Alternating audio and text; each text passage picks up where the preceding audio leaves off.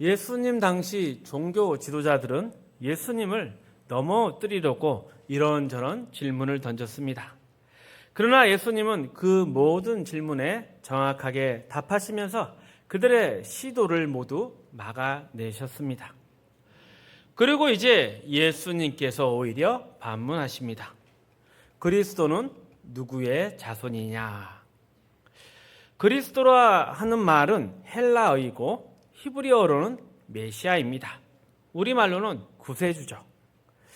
유대인들은 오실 메시아가 다윗의 자손이라 믿었습니다.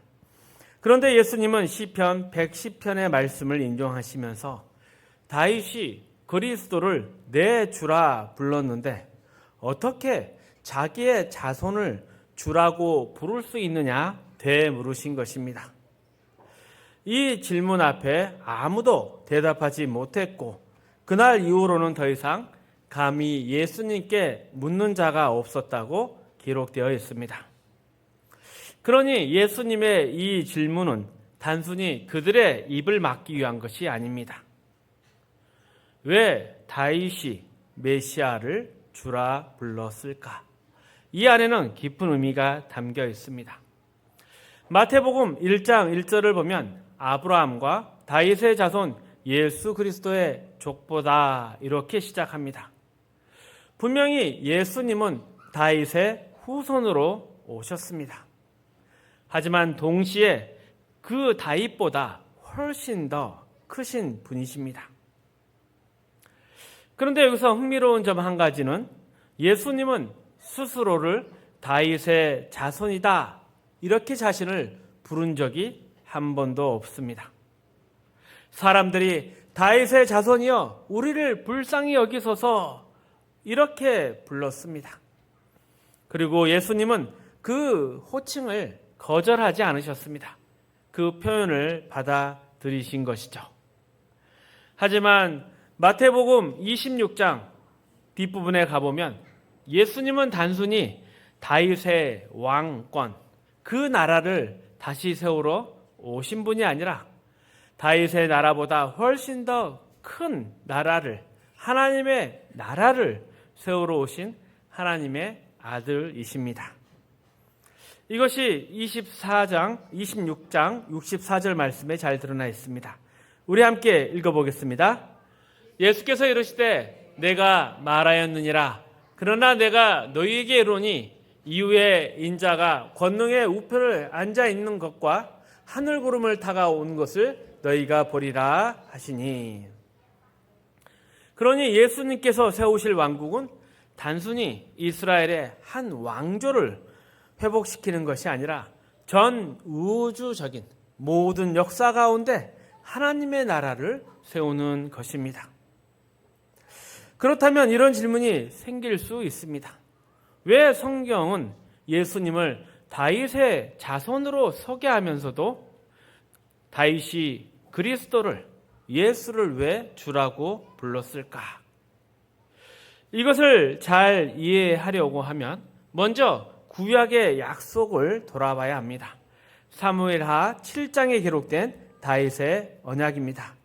1절에서 12절 말씀 함께 읽습니다.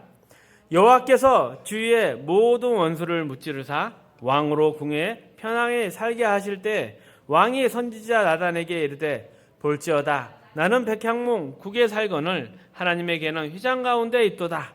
나단이 왕께 아뢰되 여호와께서 왕과 함께 계시니 마음에 있는 모든 것을 행하소서 하니라.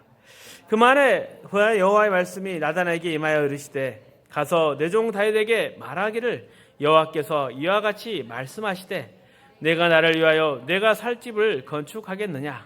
내가 이스라엘 자손을 애굽에서 인도하여 내던 날부터 오늘까지 집에 살지 아니하고 장막과 성막 안에서 다녔나니 이스라엘 자손과 더불어 다니는 모든 곳에서 내가 내 백성 이스라엘을 먹이라고 명령한 이스라엘 어느 지파들 가운데 하나에게 내가 말하기를 너희가 어찌하여 나를 위하여 백향목 집을 건축하지 아니하였느냐라고 말하였느냐. 그러므로 이제 내 종 다윗에게 이와 같이 말하라. 만군의 여호와께서 이와 같이 말씀하시기를 내가 너를 목장 곧 양을 따르는 데에서 데려다가 내 백성 이스라엘의 주권자로 삼고 내가 가는 모든 곳에서 내가 너와 함께 있어 내 모든 원수를 내 앞에서 멸하였은즉 땅에서 위대한 자들의 이름같이 내 이름을 위대하게 만들어 주리라. 내가 또 내 백성 이스라엘을 위하여 한 곳을 정하여 그를 심고 그를 거주하게 하고 다시 옮기지 못하게 하며 악한 종류로 전과 같이 그들을 해하지 못하게 하여 전에 내가 사사에게 명령하여 내 백성 이스라엘을 다리던 때와 같이 아니하게 하고 너를 모든 원수에게서 벗어나 편히 쉬게 하리라. 여호와가 또 내게 이르되 여호와가 너를 위하여 집을 짓고 내 수완이 차서 내 조상들과 함께 누울 때 내가 내 몸에서 날 내 씨를 내 뒤에 세워 그의 나라를 견고하게 하리라. 문장에 마침표가 없으니까 읽기가 힘들죠. 기도할 때도 그래서 문장 단위로 짧게 하셔야 됩니다. 어찌됐건 이 긴 문장을 읽은 것은 이제 하나님께서 다윗과의 대화 중에 성전을 짓는 게 무엇인지, 그리고 또 하나님께서 다윗에게 영원한 약속을 해주신 게 무엇인지를 살펴보기 위함이었습니다. 이처럼 메시아가 다윗의 자손으로 오신다는 약속은 구약 곳곳에 있습니다. 우리가 읽었던 것처럼 그냥 겉으로 다윗의 자손들이 계속 왕이 되고 그 나라가 계속 번성할 거라고 우리는 생각합니다. 하지만 이 읽었던 것들을 자세히 보면 여기에 쓰인 단어가 다윗의 자손이 아니라 내 씨라는 표현을 하고 있습니다. 이것은 단순히 혈통적 후손을 가리키는 것이 아닙니다. 궁극적으로 오실 예수 그리스도를 가리키는 말입니다. 우리가 잘 알듯이 아브라함에게 주신 약속에도 똑같은 단어, 내 씨가 쓰여져 있습니다. 물론 이 사무엘하 약속 안에는 다윗 이후에 솔로몬과 유대 왕들이 포함되어 있습니다. 그러나 최종적으로 그 씨, 곧 메시아가 오셔서 하나님의 나라를 영원히 견고히 세우신다는 뜻입니다. 그러니 단순히 다윗 왕조가 계속 이어지고 이스라엘이 영원할 거라 이런 말보다 훨씬 더 깊은 의미가 담겨 있습니다. 그리고 이에 대한 맥락을 더 자세히 이해하려면 다윗이 성전을 짓겠다고 마음 먹었을 때 하나님이 나단 선지자를 통해서 하신 말씀을 기억해야 합니다. 하나님이 이렇게 말씀하시죠. 내가 언제 너희들에게 내 집을 지으라고 한 적이 있느냐? 내가 출애굽 이후로 줄곧 장막에 거했지만 어느 집 하나 누구에게도 성전 지으라고 한 적은 없다. 그러면서 하나님은 오히려 다윗 너를 양치기에서 불러내 이스라엘의 왕으로 삼았다. 내가 이스라엘의 권세를 너에게 주셨다. 이렇게 말씀하십니다. 그래서 여기서 분명한 것은 우리가 뭔가 하나님을 위해 드리거나 세워드리는 것이 아니라 하나님이 우리에게 베풀어 주신다는 사실입니다. 우리가 하나님께 은혜를 드릴 수는 없습니다. 오히려 우리가 은혜를 입는 것이죠. 그리고 또 하나님은 부족한 것이 하나도 없으신 분이십니다. 그 베푸시는 하나님이 약속하십니다. 내가 내 씨를 세워서 그 나라를 견고하게 하겠다. 다윗은 분명 왕가를 이루고 이스라엘을 세웠습니다. 그렇다면 왕의 자손들은 조상인 다윗에게 감사하며 영광을 돌려야 합니다. 그런데 후에 놀라운 것은 다윗이 오히려 자기 후손으로 오실 메시아를 주라고 부른다는 점입니다. 왜 그렇겠습니까? 그분은 단순한 다윗의 후손이 아니라 다윗보다 더 크신 하나님의 나라를 세우신 하나님의 아들이기 때문입니다.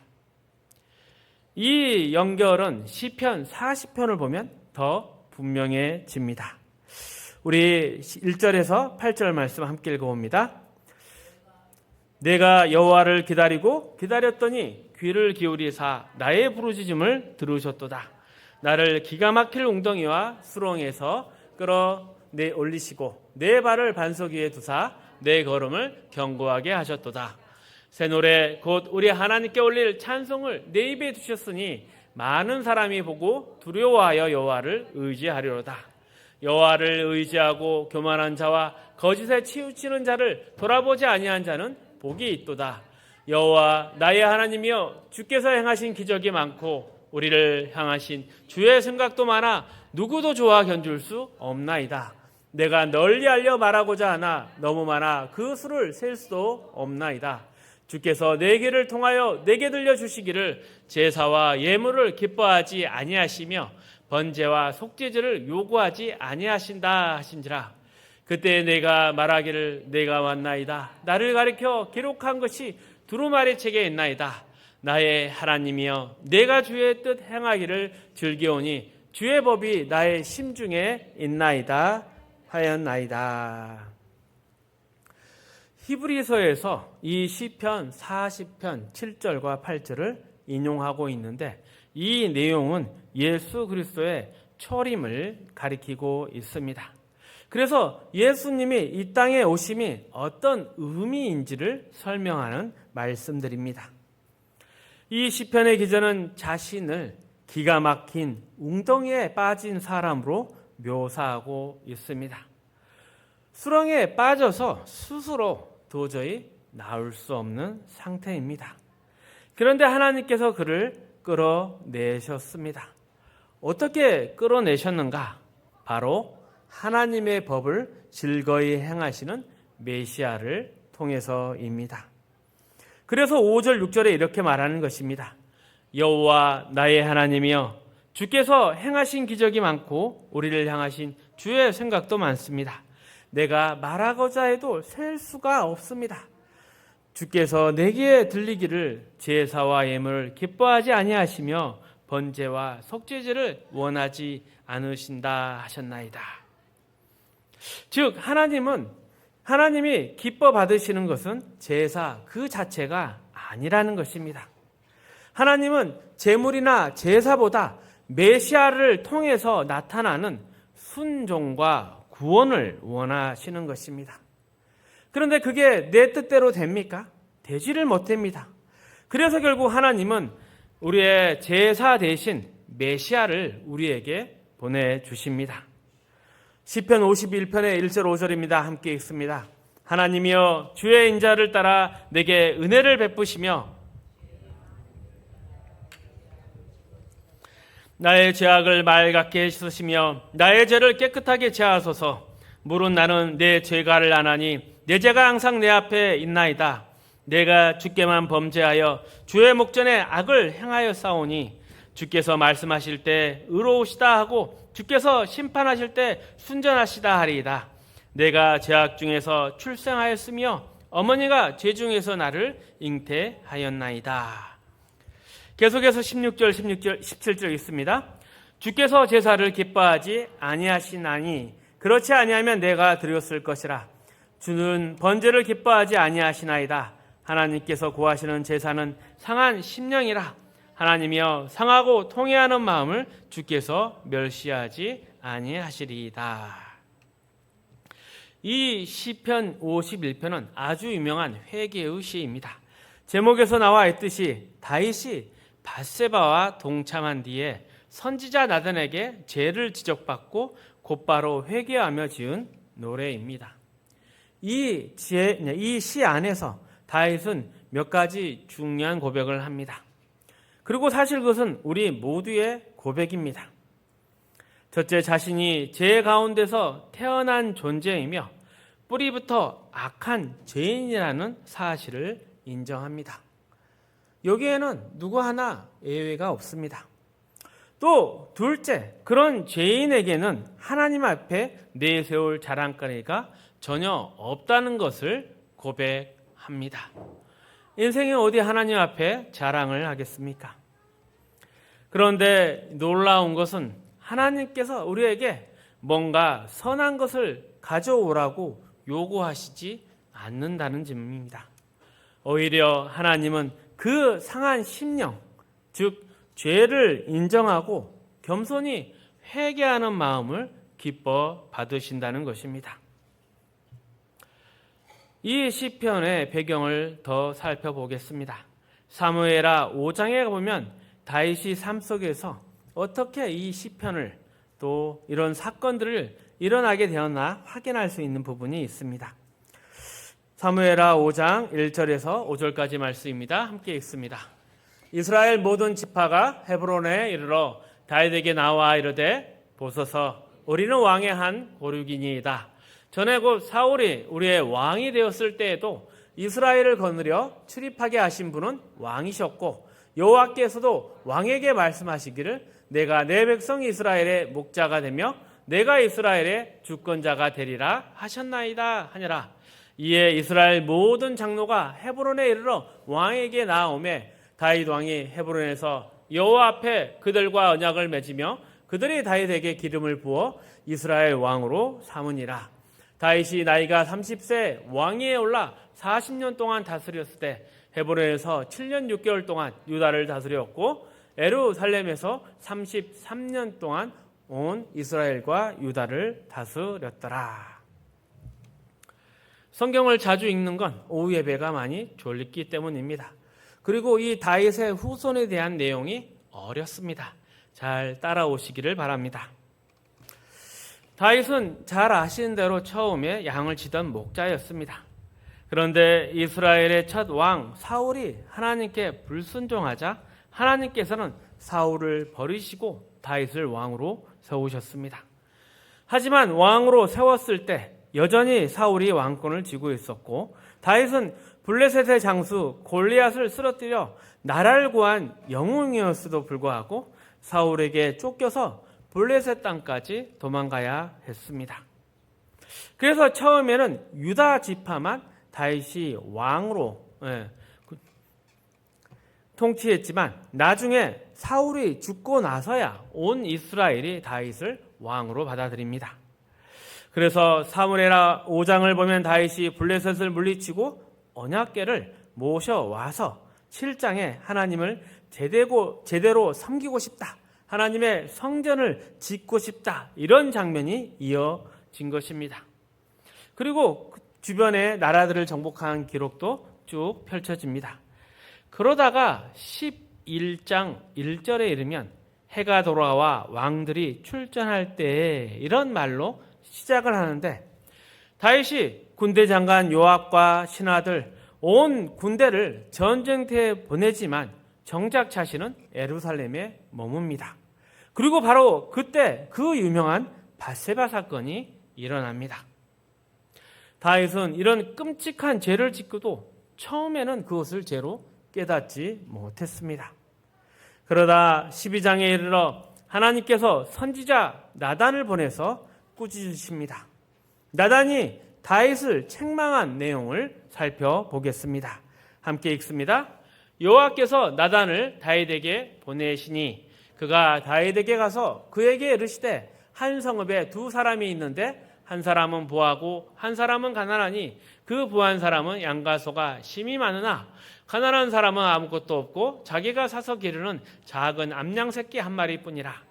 그 암양 새끼는 그와 그의 자식과 함께 자라며 그가 먹는 것을 먹으며 그의 잔으로 마시며 그의 품에 누움으로 그에게는 딸처럼 되었거늘 어떤 행인이 그 부자에게 오매 부자가 자기에게 온 행인을 위하여 자기의 양과 소를 아껴 잡지 아니하고 가난한 사람의 양 새끼를 빼앗아다 자기에게 온 사람을 위하여 잡았나이다 하니 다윗이 그 사람으로 말미암아 노하여 나단에게 이르되 여호와의 살아계심을 두고 맹세하노니 이 일을 행한 그 사람은 마땅히 죽을 자라.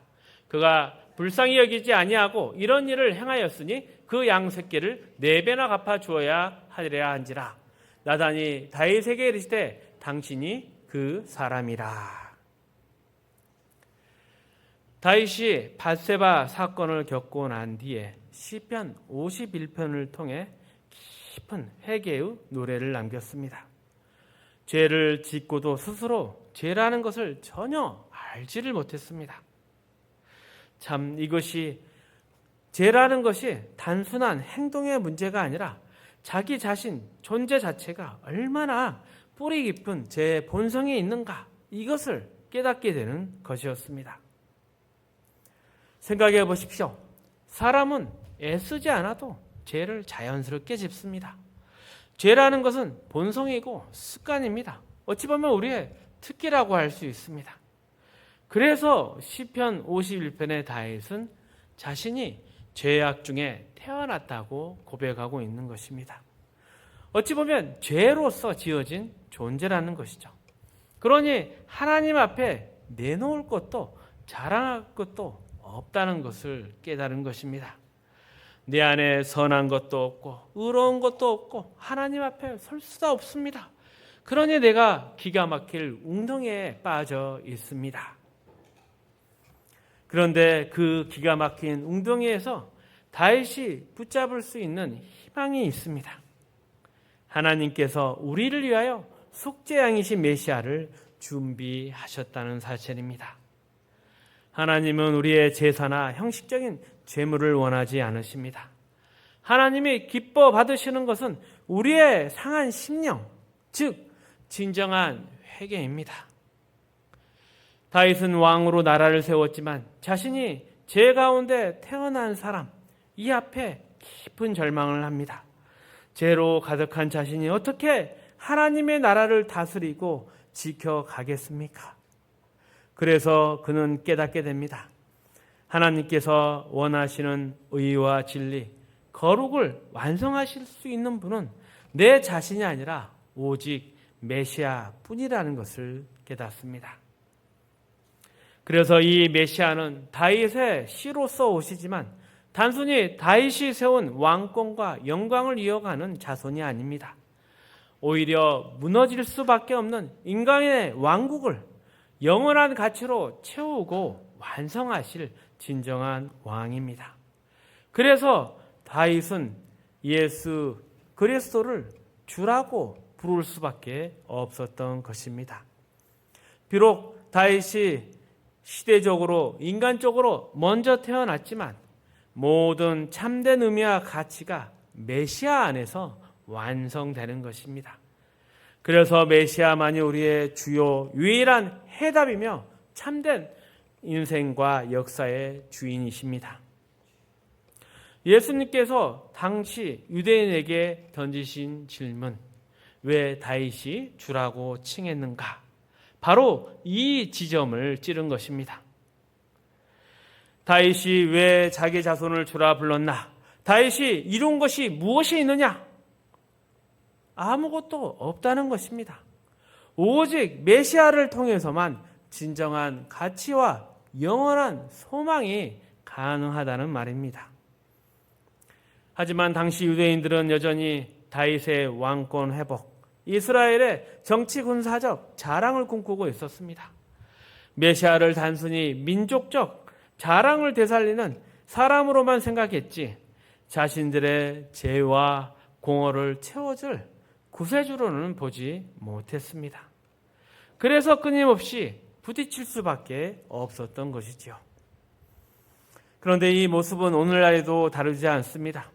사람들은 예수 그리스도가 메시아가 진짜 무엇을 위해 오셨는지, 우리가 왜 오늘 그분을 필요로 하는지 전혀 모르기 때문에 오늘도 여전히 그분과 싸우고 있는 것입니다. 우리가 겪는 신앙의 갈등은 유대인과 다르지 않습니다. 유대인들이 다윗의 왕국을 다시 얻고 싶었던 것처럼 우리도 메시아를 통해서 세상의 영화와 자랑을 얻기 위하지 않습니까? 생각해 보십시오. 우리가 예수께 주 이름으로 구하는 기도가 무엇입니까?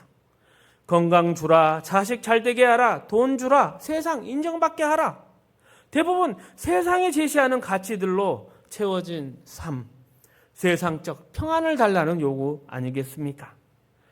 그러나 메시아는 그런 요구를 들어주기 위해서 오신 분이 아닙니다. 메시아는 죄로 가득한 인간을 거룩하게 하시려고, 영원하게 살게 하시려고, 하나님과 함께 살아갈 수 있도록 하나님이 기뻐하시는 존재로 바꾸기 위해서 오신 분입니다. 예수님께서 하신 질문이 모든 논쟁을 잠재운 이유가 바로 여기에 있습니다. 너희가 진짜 하나님의 자녀답게 올바른 것을 구하고 있느냐? 이 질문에 아무도 대답을 못합니다. 왜냐하면 그들은 세속적이고 자기중심적이고 의나 거룩, 생명에는 아무 관심이 없었기 때문입니다. 그냥 자기 욕심을 채우려는 생각뿐입니다. 안타깝게도 오늘날 우리의 모습도 비슷합니다. 우리의 신앙의 아우성, 기도의 소리들을 들어보십시오. 저 사람은 나만큼 열심히 믿지도 않았는데 왜 더 편안하게 사는 것 같습니까? 나는 왜 이 일을 맡아서 더 힘들게 살아야 합니까? 그리고 그만큼 열심히 일했으면 하나님 이 정도는 보상해 주셔야죠. 왜 맨날 저만 달달 볶습니까? 우리의 불평과 기도가 전부 이런 것 아닙니까? 그러나 문제는 세상 사람들 가는 길 막고 나서 아무리 따져 묻는다 해도 결국은 모두 다 같은 불평을 쏟아내고만 있습니다. 세상 사람과 다른 것이 없는 것이죠. 우리의 신앙이 하나님을 아버지라 부르기에 부끄럽지는 않은지, 또 하나님께서 아들을 십자가에 못 박아서 이루신 그 구원에 부끄럽지 않은지 우리는 감각이 있습니까? 거기에 대하여 눈물 흘리지도 않고 마음 아파하지도 않고 안타까워하지도 않습니다. 우리는 인간의 참된 가치를 찾아야 합니다. 하나님께서 우리를 하나님의 형상으로 만드셨고 예수 그리스도를 보내셔서 회복하시려는 그 하나님의 목표, 하나님을 닮아가는 것, 그와 같은 삶을 사는 것, 이것이 우리의 진짜 자랑이며 우리의 신앙의 보상이며 삶의 목표입니다. 사람이 하나님의 형상을 따라서 진짜 사람다워지는 것, 그보다 더 바랄 것이 무엇이 있겠습니까? 그래서 내가 늘 얼마나 하나님의 자녀로서 하나님을 닮아가나, 우리는 여기에 온 신경을 쏟아야 합니다.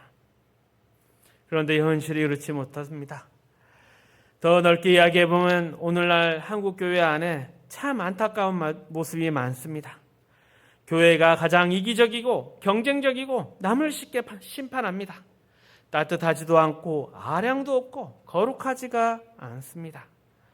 세상 앞에서는 성공과 능력을 자랑하면서 정작 지거나 양보하거나 섬기고 희생하는 일에는 전혀 관심이 없습니다. 그러면 결국 우리도 세상에 지고 있는 자입니다. 그런데 예수 믿는 사람이 세상에게 진다는 게 말이 되겠습니까? 빛과 어둠의 싸움에서 빛은 반드시 이기게 되어 있습니다. 어둠이 빛이 오면 당연히 물러갈 수밖에 없습니다. 그런데 요즘은 이상하게 빛과 어둠이 싸우면 오히려 빛이 지는 것 같습니다. 이게 그러면 진짜 빛이겠습니까? 우리가 하는 신앙의 고백, 그리고 그 안에서 꿈꾸는 어떠한 기대와 소망, 또 우리가 감당해야 될 책임, 이런 것들을 돌아봐야 합니다. 예수 그리스도로 인해 내가 지금 어디로 가고 있고 무엇으로 나를 채워야 하고 무엇을 버려야 하는지 살펴보아야 합니다. 그리고 거룩한 하나님의 자녀로 나아가야 합니다. 이럴 때 하나님이 인정하실 뿐만 아니라 나 자신도 스스로 알게 되고 납득하게 됩니다. 참 신앙의 경지라는 것은 남들은 몰라도 나는 그 기쁨을 느낄 수 있는 것입니다. 진짜 하나님의 자녀로 살아가는 그 기쁨을 느끼고 맛보고 성도의 책임을 다 지키며 우리는 승리할 수 있습니다. 예수님께서 바리사인의 질문에 답하며 대묻습니다. 그리스도는 누구의 자손이냐? 유대인들은 메시아를 다윗의 자손이라 했지만 시편에서는 다윗이 메시아를 내 주라고 불렀습니다. 이것은 단순히 다윗의 후손이 아니라 메시아는 다윗보다 더 크신 하나님의 아들이라는 것입니다. 다윗은 죄로 가득한 자신을 보며 기가 막힐 웅덩이에서 구원할 분은 메시아 뿐임을 깨달았습니다. 그래서 그는 메시아를 주라 고백할 수밖에 없었던 것이죠. 그러나 예수님 당시 유대인들은 메시아를 세상적 권력과 영화를 가져다 주는 분으로 오해를 했습니다. 오늘날 우리도 마찬가지입니다. 우리의 신앙의 목표, 우리의 모든 강구가 세상적 성공과 평안함 추구한다면 유대인과 다를 바 없는 것입니다. 참된 신앙은 하나님의 자녀답게 살아가는 것이고 예수 그리스도 안에서 거룩과 영원한 생명을 얻는 데 있습니다. 우리가 이러한 자녀의 삶을 살아갈 때 하나님 기뻐하시고 영광을 받으실 것입니다. 승리하기를 축복합니다.